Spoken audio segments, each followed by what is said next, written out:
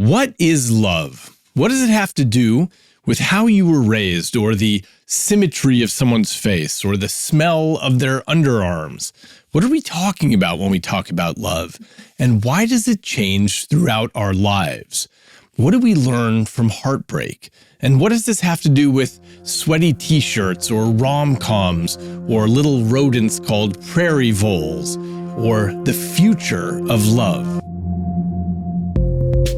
Welcome to Inner Cosmos with me, David Eagleman. I'm a neuroscientist and an author at Stanford. And in these episodes, we sail deeply into our 3-pound universe to understand why and how our lives look the way they do. And today's episode, in honor of Valentine's Day, is about love and neurobiology. What unseen sparks in the skull set the heart ablaze whenever that person is nearby?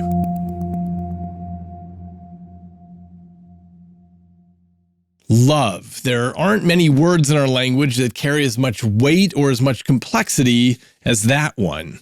As we know from the pens of the lyric poets and from our own experiences, love can make us feel invincible, like we've discovered a secret force that governs the universe. It can also make us feel weak and desperate and broken. It can make us do things that seem, in hindsight, irrational. Love is one of the main fuels behind the painting of masterpieces, the writing of poetry, the composition of symphonies.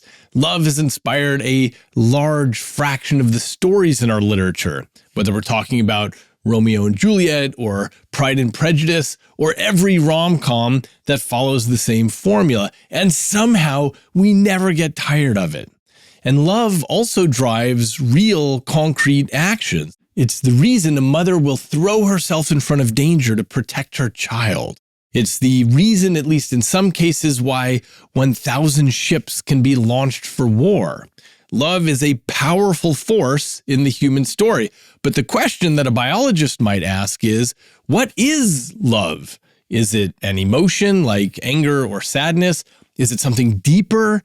Is it a biological drive like hunger or thirst? Is it a trick played on us by evolution to keep us reproducing? So that's what we're going to unpack today.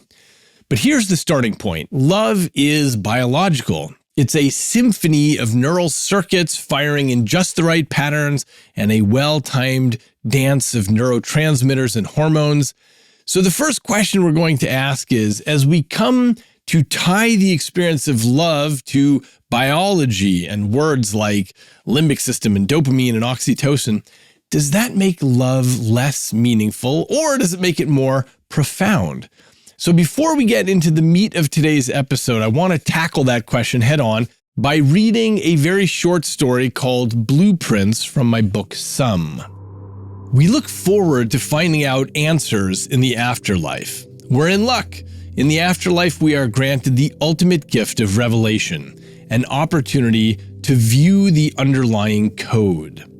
At first, we may be shocked to watch ourselves represented as a giant collection of numbers. As we go about our normal business in the afterlife, in our mind's eye, we can see the massive landscape of numbers stretching to sight's limit in all directions. This set of numbers represents every aspect of our lives. Across its vast plains, we spot islands of sevens, jungles of threes, branching rivers of zeros. The size and richness are breathtaking. As you interact with a lover, you can see her numbers as well, and her interactions with yours. She endearingly sticks out her bottom lip for attention, and your numbers cascade into acrobatics. Digits flip their values like waterfalls. As a result, your eyes lock onto hers, and amorous words form on your lips and travel from your throat in air compression waves. As she processes the words, her numbers flip, waves of change rippling through her system. She returns your affection as dictated by the state of her numbers. My goodness, you realize on your first afternoon here, this is totally deterministic. Is love simply an operation of the math? After watching enough code, a new notion of agency and responsibility dawns. You watch and understand all the signals that lead to a driver stomping on her brakes as her numbers are changed by the numbers of the cat walking in front of the wheels. You can even see the code of the fleas that leap off when the cat leaps.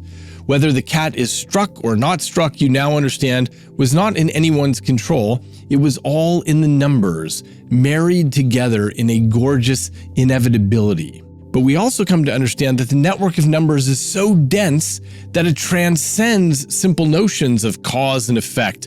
We become open to the wisdom of the flow of the patterns. If you assume this gift of revelation is received in heaven, you're only half right. It is also the punishment designed for you in hell. The rewarders originally thought to offer it as a gift, but the punishers quickly decided they could leverage it as a kind of affliction, drying up life's pleasures by revealing their bloodlessly mechanical nature. Now, the rewarders and the punishers are in a battle to determine which of them gets more benefit out of this tool. Will humans appreciate the knowledge or be tortured by it? The next time you're pursuing a new lover in the afterlife, perhaps sharing a bottle of wine after what appeared to be a chance encounter, don't be surprised if both a rewarder and a punisher sneak up behind you. The rewarder whispers into one of your ears, "Isn't it wonderful to understand the code?" The punisher hisses into your other ear, "Does understanding the mechanics of attraction suck all the life out of it?" Such a scene is typical in the afterlife and illustrates how much both parties have overestimated us. This game always ends in disappointment for both sides, who are freshly distraught to learn that being let into the secrets behind the scenes has little effect on our experience. The secret codes of life, whether presented as a gift or a burden, go totally unappreciated. And once again, the rewarder and the punisher skulk off, struggling to understand why knowing the code behind the wine does not diminish its pleasure on your tongue. Why knowing the inescapability of heartache does not reduce its sting. Why glimpsing the mechanics of love does not alter its intoxicating appeal. That was the story Blueprints from my book Some, and that was my way of arguing that it's possible for us to deeply study the biological codes that underlie love, and no amount of knowledge about the biology, the codes, will ever touch our direct experience of love.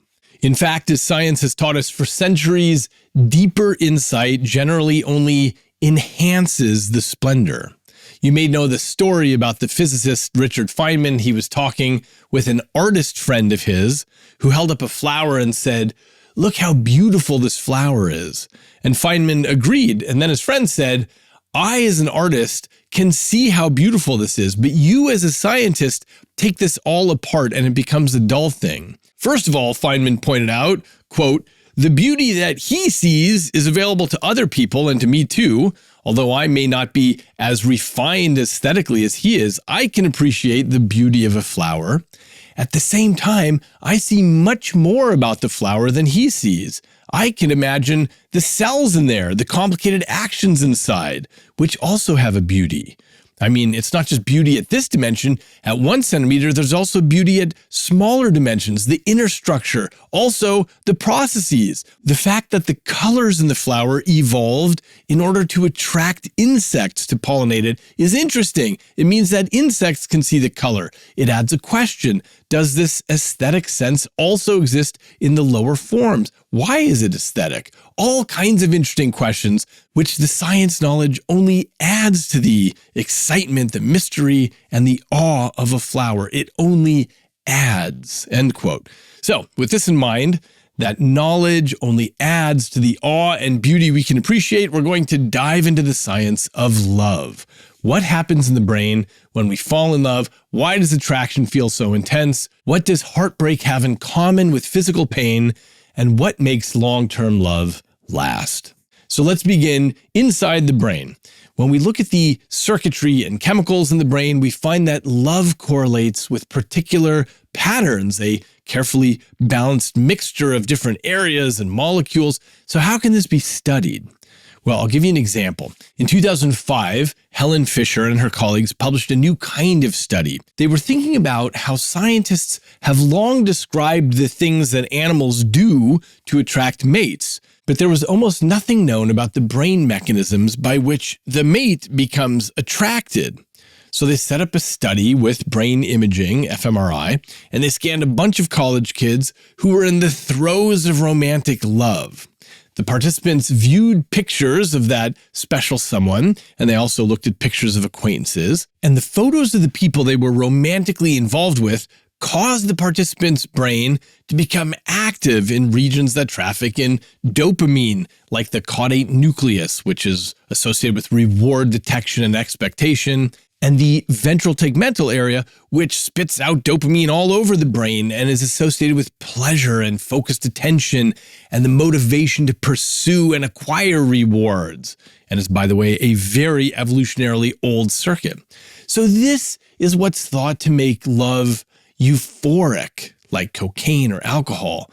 You've certainly heard of dopamine as a molecule that drives addiction and craving, whether we're talking about sugar or gambling or social media.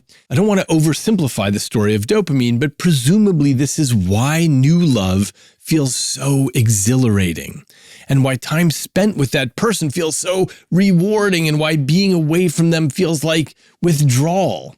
Now, these dopamine systems link with other brain areas. For example, the nucleus accumbens, the amygdala, the hippocampus, prefrontal cortex, and these areas all collaborate to keep chasing pleasurable behavior.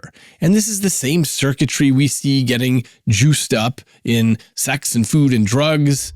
So when we're falling in love, chemicals associated with the reward circuits flood our brains, and this gives us a number of things that we recognize in love: the faster heart, the sweatier palms, the flushed cheeks, the feelings of passion and anxiety. When people talk about love being like a drug, this is what they have in common. But dopamine is only part of this equation.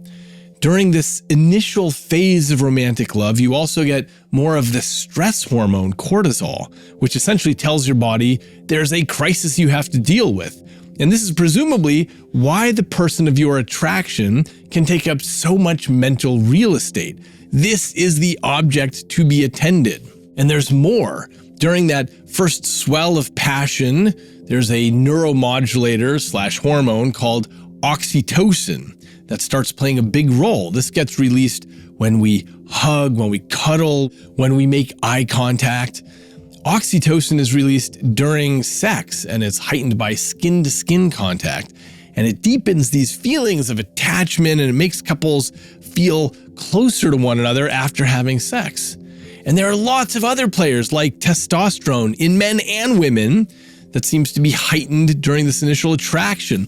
It's possibly associated with what makes desire feel urgent and what intensifies the physical attraction. In early relationships, high testosterone levels correlate with this intense attraction and with risk-taking behavior.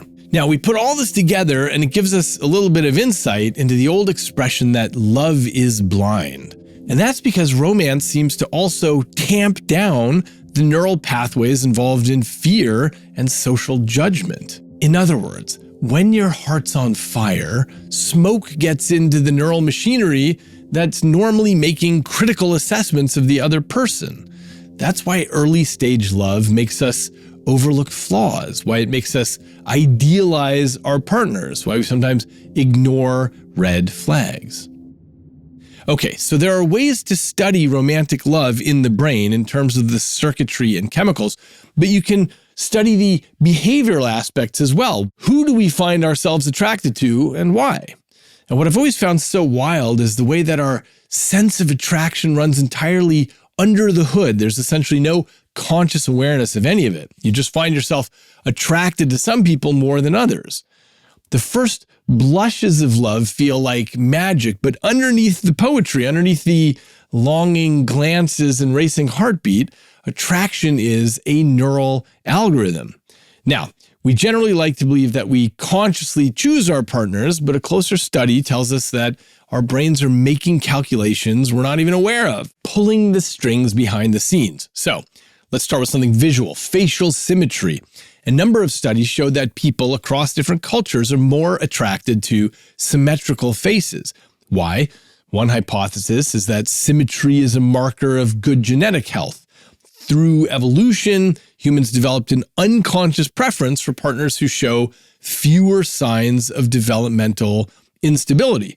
A more symmetrical face presumably means fewer genetic mutations, better resistance to disease, and higher likelihood to produce healthy offspring. And it's not just symmetry. Certain features about other people are universally attractive, even across different cultures. Men are drawn to features that signal fertility, curvy body, high cheekbones, full lips, all things that young girls and older women don't have. Women tend to be attracted to different features, but the same idea. It's signals of fertility in the male. Things like strong jawlines or prominent brow ridges. More rugged features are associated with higher testosterone, and it's signs that young boys and old men don't generally have. It indicates fertility. But attraction isn't only about appearance, it's also about familiarity. People often end up dating someone who looks just a bit like them. There's a reason for that. We are wired to find comfort in the familiar. In some cases, this means we unconsciously seek out people who resemble our parents because their faces are imprinted in our early neural development as safe and trustworthy. This is called positive assortative mating, which just captures the idea that we are often attracted to people who share our own physical or genetic traits. If you examine married couples, you'll find that they're more likely than chance to have similar eye colors, hair textures, levels of attractiveness. There are many reasons for this, things like implicit egotism, and there's individual differences in how much people want a mate to look like them. But on average, this is true. So while we think we're making independent choices in love, our brains are actually navigating us in patterns even when we don't recognize them. But attraction is about far more than what we see. It also involves what we smell. As I talked about in episode 89, humans, like all our animal cousins, communicate through pheromones, which are chemical signals that influence social and sexual behaviors. So while we have no conscious awareness of them, they play a role in determining who we find attractive. So one experiment on this was the sweaty t-shirt study, which was conducted by Klaus Wedekind and his colleagues. Women were asked to smell t-shirts worn by different men and rate which ones smelled the most attractive. The result was that the women preferred the scent of men whose immune system genes, what are called their MHC genes, were somewhat different from their own. In other words, the ladies were attracted to the guys who were not genetically similar to them. Why does this matter? Well, evolutionarily, choosing a partner with a different immune system means a greater variety of immune defenses for potential offspring. It's nature's way of preventing inbreeding and ensuring genetic diversity. Now, interestingly, birth control pills disrupt this natural process. There were experiments by Craig Roberts and colleagues that found that women who are on the pill are more likely to choose partners whose immune profiles are similar to their own. And that can be problematic because when they go off the pill, their attraction to their partner can sometimes change. So all this raises a question: to what extent is the attraction we feel out of our hands? If something as small as a birth control pill can alter our romantic preferences, what else is shaping our choices without us realizing it? Well, psychologists have long noticed that attraction isn't just shaped by these immediate biological factors, it's also shaped by our past. So researchers talk about 3 primary attachment styles that are formed in early childhood, and this influences how we approach relationships. So first, there's people with secure attachment, where they feel comfortable with intimacy. They tend to have stable, healthy relationships. But there's also anxious attachment, and people here crave closeness, but have a major fear of abandonment. They typically need a lot more reassurance in relationships.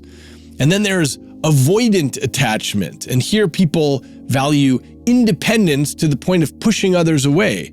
They struggle with commitment. So when you see these different types, you start to see patterns when they combine in couples. For example, one of the most common and toxic relationship patterns is called the anxious avoidant trap. This happens when someone with an anxious attachment who craves closeness falls for someone with an avoidant attachment who fears closeness. And the result is this constant push and pull dynamic where one person chases while the other withdraws. Now, researchers have studied this kind of thing in brain scanning, and what they find is that people with secure attachment have more regulated activity in their prefrontal cortex, which presumably allows them to process emotions in a balanced way. But people with anxious attachment show a lot more activity in regions associated with fear and threat detection. So their brains are strongly wired up to detect potential rejection. And it's the same with people with avoidant attachment styles. They also have cranked up threat detection, but in this case, it has to do with being exposed to cues that trigger feelings of closeness. And they also tend to have less activity in reward centers for positive social stimuli. So sometimes the paths we take aren't about choices in the moment, but patterns set down in our brains long before we even enter the dating world. And attraction isn't just about biological signals and personality compatibility, it's also about novelty. Remember that the reward systems in the brain are heavily geared for novelty, for new experiences.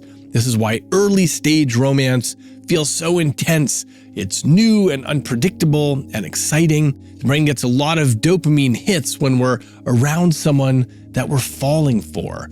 And it reinforces the sense of obsession and pleasure. And just consider this in your own life. Sometimes when you start seeing someone new, everything about them is fascinating. The way they laugh, the stories they tell, even the way they twitch their nose when they laugh, every moment with them feels electric.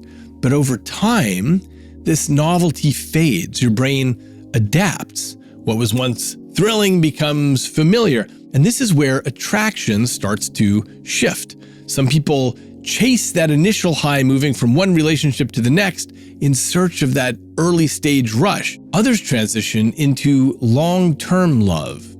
But this raises a question. Can love last forever? We often think about love as something that fades over time. The passion cools, the excitement diminishes, and eventually that person who once made your heart race becomes just another part of your daily routine. But is that inevitable? Does love have a neural expiration date? Some people argue that monogamy is not natural. After all, as we just said, your reward systems thrive on novelty, and there are arguments that humans evolved for serial pair bonding, meaning we're wired to stay with a partner for a certain number of years, often just long enough to raise young children before moving on. And there's some evidence for this. In many cultures, divorce rates spike around the 4-year mark. So that leads some researchers to suggest that romantic love does have a built-in expiration date. The brain is wired for change, and that long-term monogamy requires conscious effort rather than biological instinct. And indeed, it's inevitable that there's a change in neural activity over time because the high-energy drug addiction of early romance can't keep going forever. But that doesn't mean the spark of passion has to get extinguished. There was a study in 2011, and they performed brain imaging on couples that had been married an average of over 2 decades. So they showed them their partner's face, and they also showed control images of other faces, like a friend or someone they didn't know well. And what they found in response to the loved one was the same kind of reward-related activity as new lovers had. For example, in the ventral tegmental area and dorsal striatum.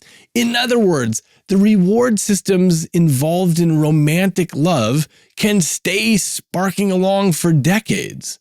And what they found in the study was that several other areas were active depending on the kind of relationship the people had developed. Some people had a more friendship-based love. And in these folks, they saw more activity in the same kinds of regions we see in maternal attachment, like the globus pallidus. Other brain areas correlated with the couple's frequency of having sex, like the hypothalamus and posterior hippocampus.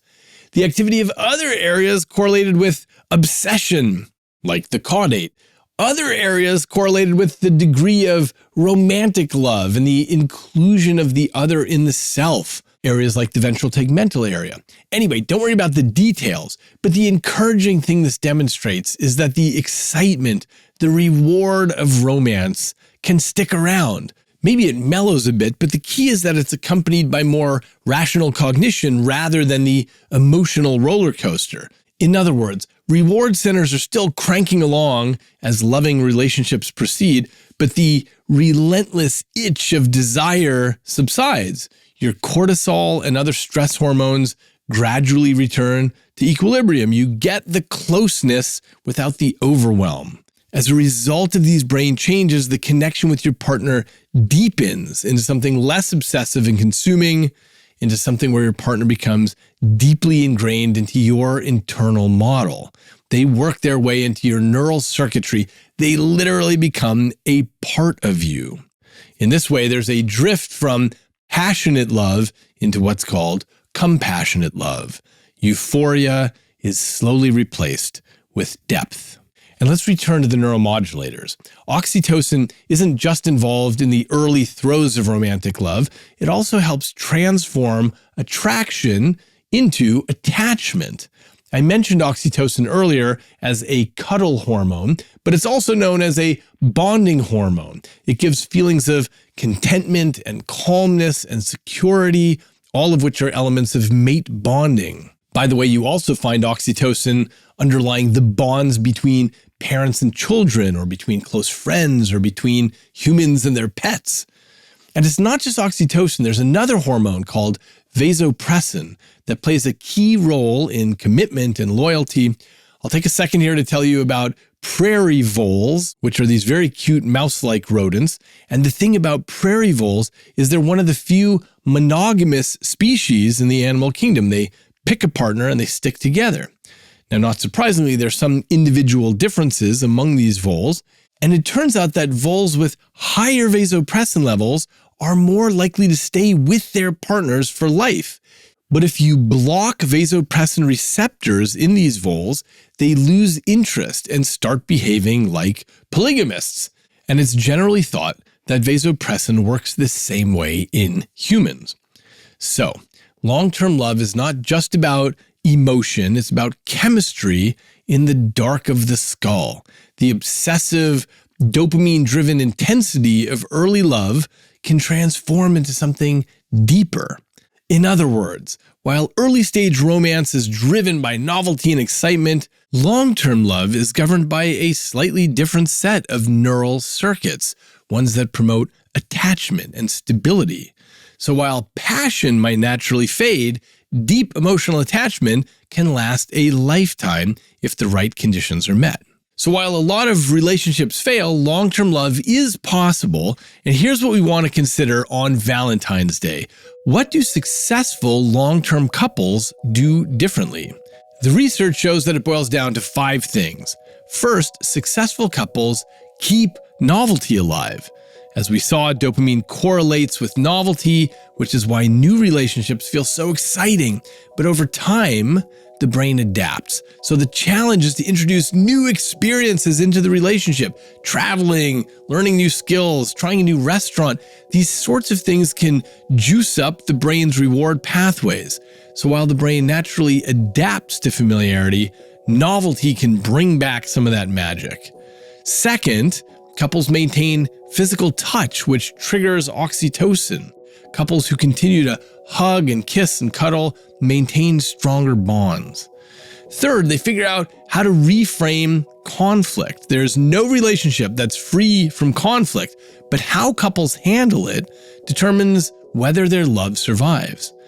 Research from John and Julie Gottman suggests that the key to long-term success is the ratio of positive to negative interactions. So couples who maintain at least a 5-to-1 ratio of positive interactions to negative ones are more likely to stay together. In other words, it's not about avoiding conflict, which is impossible. It's about balancing negativity with emotional repair. Fourth, it's important to cultivate gratitude. One of the simplest ways to sustain love is by expressing appreciation. Couples who actively express gratitude towards each other have increased activity in the brain's reward system. Finally, good couples grow together. And this may be the biggest factor in long-term love is shared growth. Couples who support each other's personal development are more likely to stay together, whether that's pursuing career goals or learning new things or evolving emotionally. Again, the brain thrives on change, and relationships that allow for mutual growth tend to be the ones that last. So what does all this tell us? That long-term love is not just about finding a compatible person, it's also about habits and effort and commitment. Love isn't just something that happens to us, it's something we build. So let's zoom out and take stock. Attraction isn't random, and it's not fully captured by the pens of the romantic poets. It's biological, it's chemical, it's psychological. Our brains push us towards partners based on factors we typically can't consciously recognize. Factors from symmetry to pheromones to immune system differences to childhood attachment patterns. And it's a very real feeling. And part of the way we can appreciate the reality of it is by looking at how and why it is so deeply painful to the brain to lose love. Okay, so we've seen so far that falling in love can be exhilarating, coming with a neurochemistry cocktail that makes us feel euphoric and obsessed and connected. But what happens when that love is taken away? What happens when the person who once felt like the center of our universe suddenly disappears? So in 2011, a team at the University of Michigan did a study that helps explain the neuroscience of heartbreak. They placed heartbroken participants, people who had gone through a breakup, inside an fMRI scanner and showed them pictures of their exes. And when people looked at photos of their lost love, the same brain regions that process physical pain lit up. For example, the anterior cingulate cortex and the insula. So heartbreak isn't just something you imagine you're going through, it is physical. Your brain registers romantic rejection like an injury. That's why heartbreak isn't something you can just shake off and ignore. It's a real biological issue going on. Now, I argued in my book Livewire that this is because we form an internal model of the person that we're with, and your brain expects that person to be there. And when that person is no longer there, it is like drug withdrawal. If you use a drug, your brain expresses more receptors for that chemical, and then it finds itself in a bad situation when the drug is no longer present, when its expectations go unmet. If you're interested in more about this equivalence, check out episode 24 of Inner Cosmos, which is called What Does Drug Withdrawal Have in Common with Heartbreak? Anyway, this is why heartbreak feels so consuming. This is why people who go through a breakup often find themselves obsessing over their ex, or replaying conversations in their mind, or scrolling through old texts, or feeling physically unable to focus on anything else. They've been thrown into a state of deprivation. Their brain is craving the relationship that they've lost, just like craving a drug that's been taken away. In heartbreak, as in drug addiction, people have similar responses: insomnia, loss of appetite, obsessive thoughts, mood swings, sometimes physical pain like tightness in the chest. Essentially, your nervous system is in panic mode. It's screaming, "Where is that thing I expected? Bring it back." This is why people can struggle to let go of an ex even when they know the relationship was bad. Their rational brain may understand that the relationship is over, but their brain's emotional core, like the limbic system, hasn't yet caught up. This is particularly true for people who were deeply in love. Helen Fisher's research showed that the deeper the romantic attachment, the stronger the withdrawal symptoms. Some people even experience broken heart syndrome, which is a real medical condition. It's technically called Takotsubo cardiomyopathy, where intense emotional distress temporarily weakens the heart muscle, which mimics the symptoms of a heart attack. So heartbreak can almost literally break your heart. Now, the good news is that because of plasticity, the brain has resilience. Over time, the prefrontal cortex, which is involved in logic and self-regulation, begins to gain control again. It begins to reframe the loss, helping you make sense of what happened.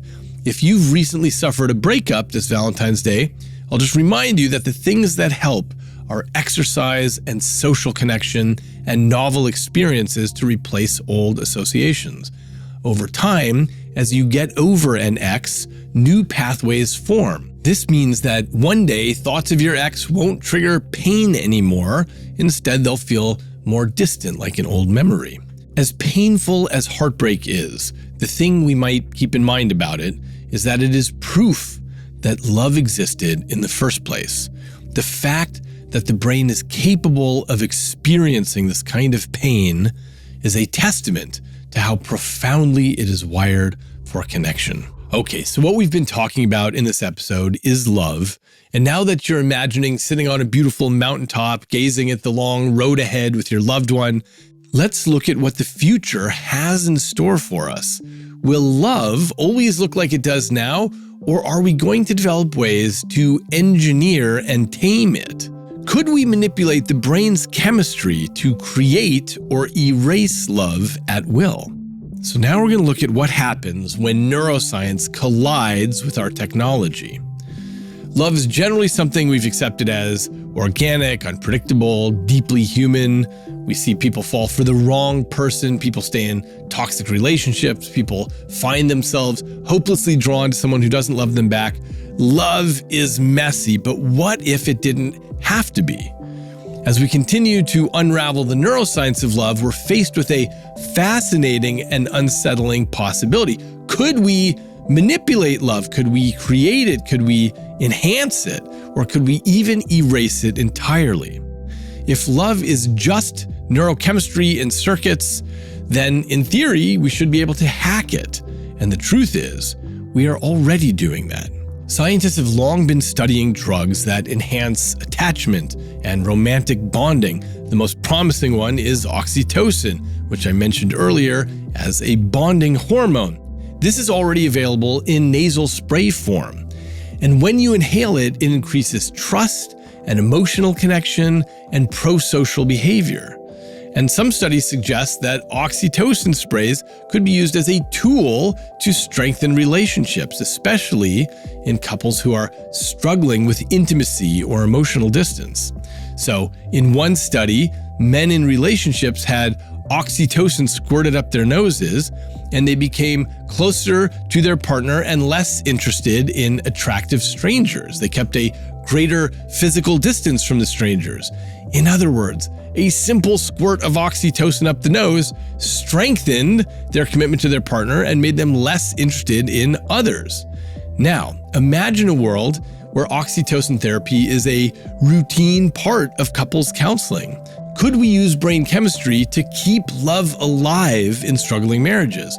Could we artificially restore the feelings of early romance in long-term relationships? And if we can, should we? Because while the idea of a love drug might sound promising, it also raises ethical questions. If love can be chemically induced, is it still real? If we use a drug to feel connected to our partner, are we experiencing genuine emotion or just a biological illusion? And then there's the opposite question. What if we didn't want to love as much? Is there a science to suppressing love? Anyone who has suffered from heartbreak knows the unbearable ache of longing for someone who is gone, the sleepless nights, the obsessive thoughts, the emotional pain that lingers for weeks. Wouldn't it just be easier if you could turn it off? Well, some scientists have been exploring the possibility of erasing romantic attachment, of altering brain chemistry to dull or even eliminate the pain of lost love. And it turns out this might be possible. In 2010, researchers were looking at beta blockers, which is a type of drug used for high blood pressure and chest pain and irregular heartbeat. And they discovered that beta blockers can also interfere with emotional memory formation. In other words, if you give beta blockers to someone right after a traumatic event, that weakens the emotional intensity of that memory. So some people argue this could be used to soften the pain of a heartbreak. Imagine taking a pill after a breakup and it reduces your brain's ability to attach strong emotions to memories of your ex. The memories would still be there, but the pain associated with them would be less and would fade faster. Okay, so this is one approach to using pharmaceuticals to change our experience with love. But what if we took this even further? In animal studies, it turns out that blocking certain proteins in the brain can erase emotional memories entirely. And that's led to a speculation. Could we develop a drug that erases love? Imagine a future where you walk into a clinic and you have all memories of an ex emotionally neutralized. Would you do it? And if we had the ability to erase love, what would that do to us? Would we fall in love more recklessly, knowing that we could erase the pain later? Would relationships become more disposable? Or would we lose something profoundly human, the ability to grow from heartbreak, to learn from our emotional wounds? It's worth noting that heartbreak, as painful as it is a part of our story that makes us who we are. It shapes our future preferences and our boundaries and our understanding of what we need in a partner. If we erased love, would we lose all the wisdom? And there's one more issue about the future of love, and that has to do with the impact of artificial intelligence on relationships. Could you actually fall in love with a machine? One that listens to everything you say and has a perfect memory and never gets hangry and never stops paying attention and always has a lovely and engaged response to everything that you say. We currently understand love as a human-to-human experience, but in the age of artificial intelligence, I think it's possible this might change. AI and virtual companions, these are on the rise. So consider apps like Replica, which give you a virtual companion that you can talk with anytime in the middle of the night or whenever you're feeling lonely. Hundreds of thousands of people are making emotional bonds with digital entities. And it's no surprise that some fraction of these users have reported falling in love with their AI companions. From a neuroscience perspective, this of course makes sense. Love is, at its core, about connection and emotional responsiveness. And if an AI can mimic human behavior well enough, if it can listen and respond with empathy and engage in meaningful conversation, our brains might not make a meaningful distinction. I'm reminded of the scene from the first episode of Westworld, where the young William is talking to the woman who's outfitting him for his adventure, and she's giving him a hat and a gun and so on, and he's not quite sure if she's a human or a robot. So he hesitantly asks, he says, "I hope you don't mind if I ask you this question, but are you real?" And she says to him, "If you can't tell, does it matter?" And I think this is going to increasingly be a key question for us with AI relationships. In Japan, apparently, there are already virtual spouses, AI partners that lonely individuals interact with daily.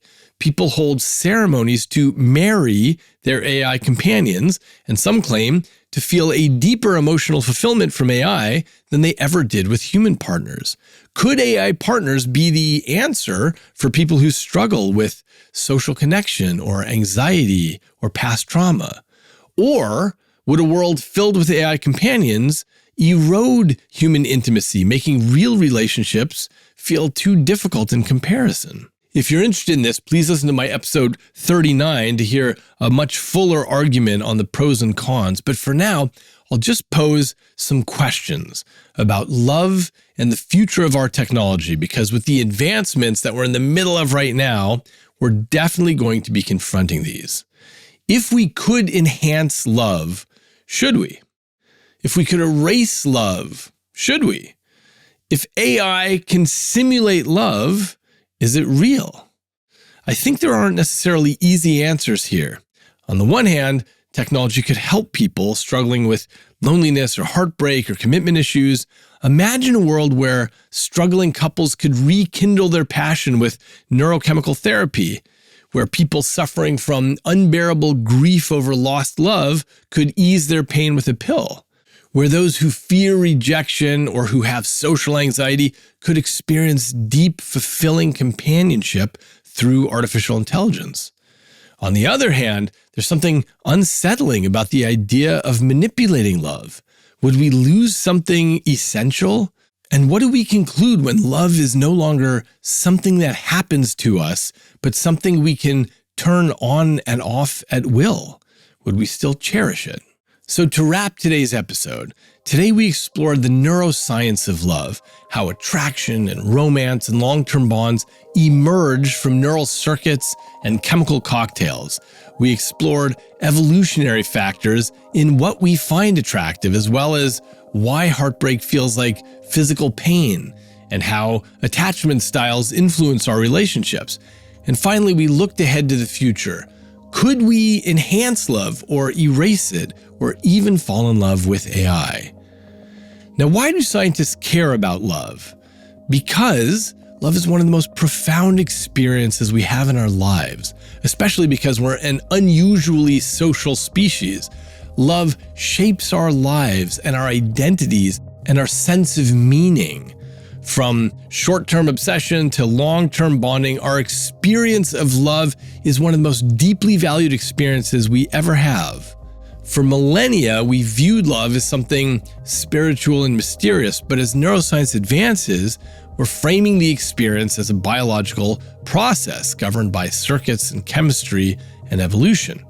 And that leaves us with the major question that I began with.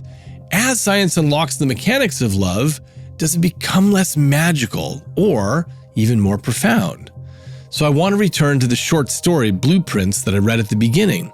What I find so amazing in science is that it's possible for us to study the neural mechanisms of love and that no amount of knowledge diminishes our experience of it.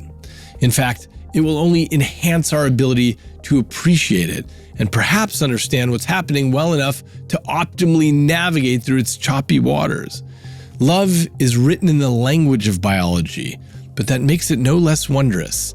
If anything, the neural symphony behind love deepens the awe, because even with all our scientific insights, love still shapes us.